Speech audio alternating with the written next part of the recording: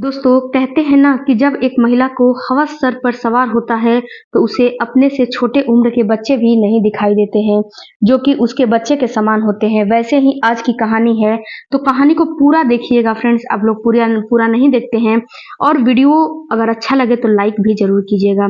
दोस्तों एक पति पत्नी के 3 बेटे होते हैं। पहले बेटा दिल्ली में, दूसरा बेटा कहीं और, तीसरा बेटा दुबई में रहता था। सब कुछ जिंदगी में ठीक ठाक चल रहा था, पैसे की कोई कमी नहीं होती है। लेकिन बुजुर्ग आदमी को एक बीमारी लग जाती है, अक्सर इसलिए अक्सर उसे परेशानी रहती थी और उसकी उम्र 65 साल, उसकी पत्नी की उम्र 65 साल की जो उसकी पत्नी थी, उस पत्नी की आदत जो है एक ऐसी लग जाती है कि सेक्स की लग जाती है। सेक्स करने के लिए एक लड़के को अपने घर पर बुलाया करती थी। इसके लिए उसको पेमेंट भी दिया करती थी, उसके मुंह मांग रकम दिया करती थी। वक्त धीरे धीरे आगे बढ़ जाता है। एक दिन कुछ ऐसा होता है कि जिसका किसी ने कल्पना नहीं की थी। दरअसल इस घर के अंदर एक नहीं बल्कि दो दो कत्ल हो जाते हैं। तो लो तो लोगों को यकीन नहीं हो रहा था कि एक महिला की इतनी उम्र, जिसकी उम्र 65 साल के आसपास है और अपने बेटे से भी छोटे उम्र के लड़के के साथ अवैध संबंधों में व्यस्त रहती थी। आज की जो सच्ची घटना है बिहार प्रदेश के पटना शहर का पाटलिपुत्र और यहीं का एक इलाका है Nehru Nagar road number 2। Nehru Nagar road number 2। महिला जिसकी उम्र 65 साल के आसपास होती है, जिसका नाम सुजाता देवी होता है, जिसका पति जिसकी उम्र लगभग 75 साल के आसपास होती है और नाम होता है श्रीवास्तव, एन के श्रीवास्तव। यह पति और पत्नी यहाँ रहते थे, लेकिन 3 बेटे होते हैं इनके। पहला बेटा हैदराबाद में, दूसरा बेटा इनका दुबई में और तीसरा बेटा इनका दिल्ली में के अंदर काम किया करता था। दुबई वाला बेटा है वह अक्सर अपने बाप से फोन करके बातचीत किया करता था और ऐसे ही उसने 15 अक्टूबर 2024 को करीब दोपहर के 12:30 बजे के आसपास अपनी मां को फोन किया। फोन पहली बार जो है फोन लगाया तो नहीं मिलता है फोन, दूसरी बार लगाया है, बार बार फोन लगा रहा था और परेशान हो जाता है, कोई फोन रिसीव नहीं करने वाला था, फोन मिलता ही नहीं था। उसके बाद पिता से बातचीत करने की कोशिश करता है तो पिता से भी संपर्क नहीं हो पाता है। आखिरकार करे तो क्या करे। कुछ देर सोचता है। सोचने के बाद जहां उनका घर होता है सुजाता निवास, उसके ठीक सामने एक अपार्टमेंट होता है, गणेश जानकी अपार्टमेंट। वहां पर एक गार्ड रहता है राम प्यारे यादव। राम प्यारे यादव को जो है फोन मिलाता है और फोन करके कहता है कि अंकल, क्या तुम मेरे घर जाकर मेरी माँ या पिताजी से बात करा सकते हो। जैसे गार्ड बात सुनता है, वहां पे बोलता है कि ठीक है, मैं वहां पे आपके मम्मी पापा से बात करा देता हूँ। गार्ड बहुत अच्छा था, इन लोगों से जान पहचान थी। उसने उसके घर पहुंच जाता है सुजाता निवास में। वहां जाने के बाद देखता क्या है कि बाहर से कुंडा जो है लगा हुआ है, इनका दरवाजा लॉक था। उस दरवाजे को खोलता है, उसके अंदर प्रवेश करता है। प्रवेश करने के बाद जब देखता है तो घर है, घर के किचन के अंदर एक लाश पड़ी हुई है, साथ ही एक बेडरूम के अंदर लाश पड़ी हुई है। वह कहता है कि यहाँ पर तो इस तरह के लाश पड़े हुए हैं और यह देखकर वह चीखने लगता है, चिल्लाने लगता है। यार ये चीज, वह गार्ड की चीखें निकल जाती है। उसकी आवाज सुनकर नीचे के लोग, किराएदार जो होते हैं वह भी आ जाते हैं, आसपास के लोग भी आ जाते हैं। उसके बेटे को वीडियो कॉल करके दिखाया जाता है। पुलिस को भी लिया जाता है, सूचना दे दी जाती है। अब जब पुलिस मौके पर आती है तो यहाँ की पुलिस होती है पाटलिपुत्र के। वह उन दोनों दंपत्ति यानी कि जो रिटायर अधिकारी हैं, उसके उम्र लगभग 75 साल के आसपास है। एनके श्रीवास्तव की पत्नी सुजाता देवी, जिनकी उम्र 65 साल के आसपास है, दोनों जो है की लाश पड़ी हुई थी। जगह जगह जो है ब्लड फैला हुआ था। ऐसा लग रहा था किसी धारदार हथियार से एक बार नहीं कई बार इनके साथ जो है इनको मारपीट किया गया है। महिला को तो किसी भारी वस्तु से उनके चेहरे की पूरी तरह से उनका चेहरा बिगाड़ दिया गया था। उनको वहां से उठाया जाता है और उठा के उनको जो है लाश को ले जाया जाता है। अलमारी वगैरह खोला जाता है तो 15 लाख के जेवरात और कुछ पैसे भी निकलते हैं। बहुत अच्छी खासी जो है वहां पे पैसे रखे हुए थे। परेशान पुलिस को ये थी कि आखिर क्या मजबूरी थी, ये चोरी का भी मामला नहीं था, फिर भी क्या मजबूरी थी कि इन दोनों दंपति का जो है निधन हो गया था। सिवान जिले का ये मामला था। थाना लगता था नौतन का ही एक गांव लगता है। उनके गांव के लोगों को भी सूचना दे दी जाती है। सबके सब लोग आते हैं, आस-पास के लोग भी जाँच-पड़ताल की जाती है, पूछताछ की जाती है, लेकिन किसी ने कुछ देखा ही नहीं था। अब पुलिस ने कमरे से उनको देखना शुरू कर किया था, लेकिन कहीं कोई सीसीटीवी कैमरा ऐसा मिला ही नहीं जिसके आधार पर आखिर पुलिस कुछ शिनाख्त कर सके। उसको निकलवाया जाता है। जब बच्चे भी रहते हैं, बच्चों से पूछताछ की जाती है, बच्चे आ जाते हैं, लेकिन कोई भी पुलिस को ऐसा एंगल नहीं मिल रहा था। 15 अक्टूबर की सुबह के वक्त आसपास की घटना हुई थी। दोपहर में पता चलता है पुलिस को। पुलिस लगातार कोशिश कर रही थी। पुलिस ने कई टीम गठित कर दिए थे। जो फॉरेंसिक टीम यहाँ पर आकर एक-एक चीज को उठाती है, देखती है, लेकिन कुछ सफलता मिल नहीं पाते हैं। आखिरकार पुलिस को एक व्यक्ति आता है और कहता है कि लगभग 11 सेकंड की एक सीसीटीवी फुटेज है, हो सकता है कि आपको यहाँ से कुछ मदद मिल सके। अब पुलिस ने सीसीटीवी फुटेज को अच्छे से चेक करती है, खंगालती है, तो उसे पता चलता है कि एक व्यक्ति जो है कि इन्हीं के घर के तरफ से जा रहा था, बाइक पर बैठा हुआ है, और जो उसके कपड़े से कपड़ों की पहचान तो हो रही थी, वह किस कलर के हैं, लेकिन वह कौन है इसकी पहचान नहीं हो रही थी। पुलिस के पास इसके अलावा कोई रास्ता नहीं था, और यह बिल्कुल पूरी तरह से कह सकते हैं कि अंधा कत्ल था। डबल मर्डर का कातिल कौन है, पूरा शहर यानी कि पूरा पटना शहर इस बात को जानने की फिराक में जुट चुका था। रिश्तेदार, उनके बेटे, जो तीनों बेटे होते हैं, दिल्ली वाला, हैदराबाद वाला और दुबई वाला। अब इस मामले में पुलिस 11 सेकंड की जो रिकॉर्डिंग होती है, सारे लोग जानते हैं। उसके आधार पर जो आसपास के रास्ते थे, उन रास्ते पर लगी हुई सीसीटीवी कैमरे को देखने लगती है, खंगालने लगती है, तो पता चलता है कि एक व्यक्ति जो बाइक पर निकला है, उसकी जो शर्ट की कलर शर्ट की कलर के हिसाब से उस बाइक को कवर किया जाता है, पहचानने की कोशिश की जाती है। तो पता चलता है कि उस बाइक सवार का नाम होता है अमित कुमार उर्फ टिंकू, जो कि राजवीर नगर के रोड नंबर 27 पर वह रहता है, और नेहरू नगर में उसकी जो किराने की स्टोर होती है। जब आसपास के लोगों ने पुलिस इसके पास जाती है, तो क्योंकि अब एक ही मात्र जो है सस्पेंस था कि पुलिस ने कई लोगों से को हिरासत में लिया था, और वहां से कोई पुलिस को सफलता नहीं मिल पा रही थी। पुलिस ने अंधेरे में तीर चलाया और अमित को जो है गिरफ्तार कर लिया। अंधेरे में कुछ इस तरह की बात पूछा कि हमारे पास तुम्हारे रिकॉर्डिंग है, हमने तुम्हारी रिकॉर्डिंग अच्छे से, और उसमें हमें कुछ और भी सबूत हाथ लगे हैं।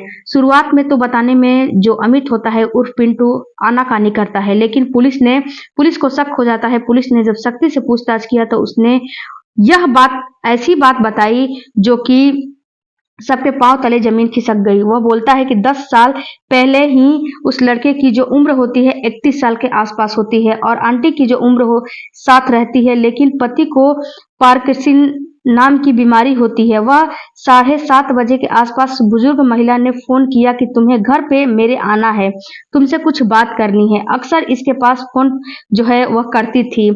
यह मूल निवासी नालंदा जिले का रहने वाला था, एक इलाका लगता है वहां का रहने वाला था। 3 साल पहले यहाँ पर जो है फार्चून की दुकान करने के लिए आया था, और 3 साल पहले ही सुजाता देवी से इसकी जानकारी हो गई थी और मुलाकात हो गया था। ऐसा पहली बार नहीं था, ऐसा अक्सर होता था जब घर आता था। घर आने के बाद जो भी बुजुर्ग महिला की मदद करता था, बच्चों की तरह इसी तरह से मदद करके निकल जाया करता था। लेकिन पुलिस ने उससे कहा कि हमें आगे की जानकारी लेनी है,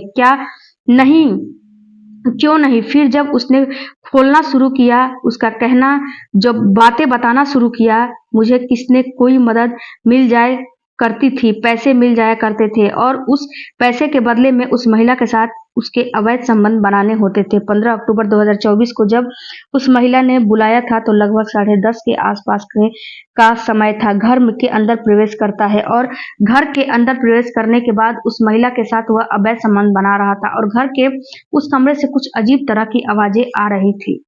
इन आवाजों को जो रिटायर अधिकारी होता है उसने सुन लिया था। उसने हिम्मत जुटाकर किसी तरह से खड़ा होता है। खड़ा होने के बाद उस दरवाजे की तरफ जाता है तो अपनी पत्नी को उस लड़के के साथ में अश्लील हरकतें करते देख लेता है, और इतना देखने के बाद वह इतनी जोर जोर से चिल्लाता है, चीखता है कि उसके चिल्लाने वो चिल्लाता चीखता इसीलिए है ताकि इस शोर को सुनने के बाद आसपास के लोग भी आ जाएं, मगर यह पहली बार नहीं था। पति और पत्नी किसी न किसी बात को लेकर अक्सर घर में झगड़ा करते थे और उनकी चीखने चिल्लाने की आवाज अक्सर लोगों के पास जाया करती थी। और क्योंकि रोज रोज के झगड़े होते थे इसीलिए उन लोगों ने उसे उस जो बुजुर्ग आदमी चिल्ला रहा था, चीख रहा था, तो लोगों ने समझा कि रोज रोज का जो झगड़ा होता है मामूली रूप से झगड़ा हुआ होगा, इसीलिए ये लोग चिल्ला रहे हैं। लड़के यानी कि अमित उर्फ टिंकू को अब यह डर सताने लगता है कि यह बात अब कहीं न कहीं खुल जाएगी। तब वह क्या करता है कि जो वह बुजुर्ग आदमी को बेड पर पटक के मारने लगता है। उसे तकिया से बुजुर्ग आदमी का मुंह दबाने लगता है। उसने जो सांस उसकी थी उसको बंद कर देता है। उसकी आवाज को, उसकी चीख को रोकने की कोशिश करने लगता है।